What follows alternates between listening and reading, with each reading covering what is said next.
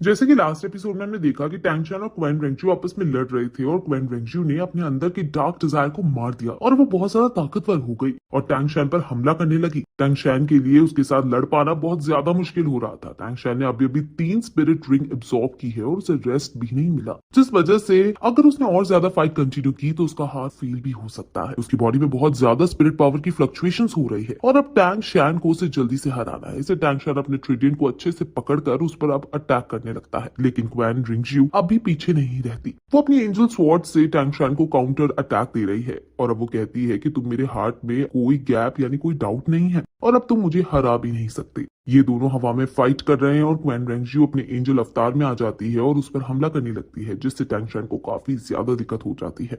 लेकिन टैंग चैन भी जोश में आकर अपने सी गॉड के स्पिरिट के अवतार में आता है और अपने ट्रिडियन से क्वेन रेंगजू पर जोरदार हमला करता है, लेकिन क्वेन रेंगजू ही उस पर काउंटर अटैक करके टैंग चैन को नीचे गिरा देती है और फिर खुद उस पर जोरदार अपने स्वॉर्ड से हमला कर देती है। टैंग चैन की स्पिरिट पावर पहले से ही चाउटिक बिहेव कर रही है और अब तो वो और ज्यादा थक गया है। उसका हार्ट जोर जोर से धड़कने लगता है और अब क्वेन रेंगजू अपना फाइनल ब्लो यूज देती है और टैंग चैन के हाथ से उसका वेपन गिर जाता है और वो दूर जाकर पड़ता है। टैंग चैन को हारा हुआ देख क्वेन रेंगजू अपने बचपन को याद करती है कि टैंग चैन ने क्वेन रेंगजू के 20 साल से चल रहे प्लान को एक झटके में बर्बाद कर दिया था। मैंने उन 20 साल बहुत बड़ा जोखिम उठाया था और श्वे क्विंग है मैं खुद को डिस्गाइज करके दुश्मनों के बीच रही। तुम मेरे हार्ट के थर्ड बैरियर थे और मैंने अब इस पर विजय हासिल कर ली है। वो टैंग चैन से कहती है कि तुम हार गए हो। अब वो वहां से जाने लगती है और जाते जाते कहती है कि इस बार मैंने अपने दिल के सारे दुख निकाल दिए हैं और जो निराशा तुमने मुझे दी थी उसका भी बदला मैंने ले लिया है। अब क्वेन रेंगजू वहां से चली जाती है और टैंग चैन उसको एकदम गायब हुआ देख हैरान हो जाता है।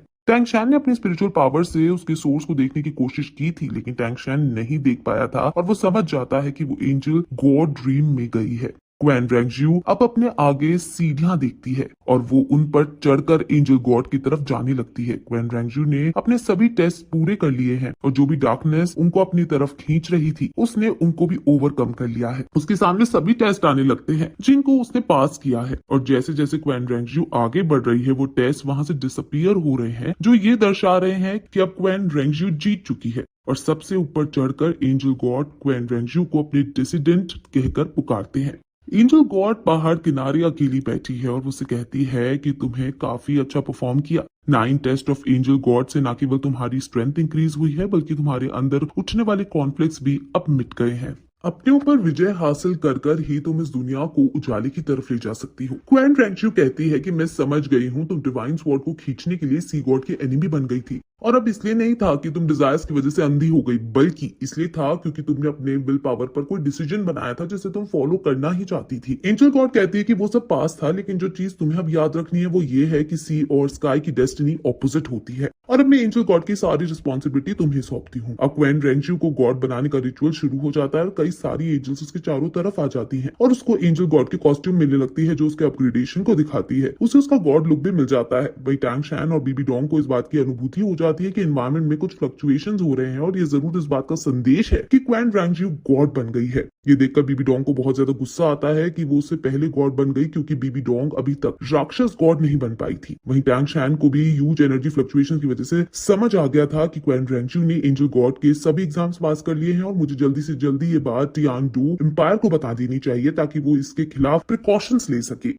मेरे अभी भी 2 टेस्ट रह रहे हैं और मुझे जल्दी से उन्हें पूरा करना चाहिए ताकि टियान डू एम्पायर को भी एक गॉड से लड़ने के लिए सहारा मिल जाए। टैंग चैन ये सब सोच ही रहा था कि तभी वो खड़ा हो जाता है और अपने ट्रिडियन को हवा में पॉइंट करता है और क्वेन रेंगजू उससे इंप्रेस हो जाती है कि टैंग चैन उसको उसके ऑरा को भाप गया है। वो कहती है कि तुम नॉर्मल नहीं हो। इस पर टैंग चैन कहता है कि जहां तक मैं समझ पा रहा हूँ तुम एंजल गॉड बन चुकी हो, है ना? क्वेन रेंगजू हाँ कहती है कि मैं एंजल गॉड बन चुकी हूँ और इसलिए मैं तुम्हें थैंक्स कहना चाहती हूँ। इसलिए अब मैं तुम्हें एक चांस भी दे रही हूँ तुम्हारी लाइफ को सुधारने का। टैंग चैन उड़ने की कोशिश करता है लेकिन क्वेन रेंगजू उसके पैर बांध देती है। क्वेन रेंगजू कहती है कि या तो मेरे गुलाम बनकर मुझे सर्व करो या फिर ना कहने का अंजाम दो। अब तुम्हारी जिंदगी तुम्हारी चॉइस पर डिपेंड है। और फिर ये इसी के साथ ये एपिसोड यही खत्म हो जाता है।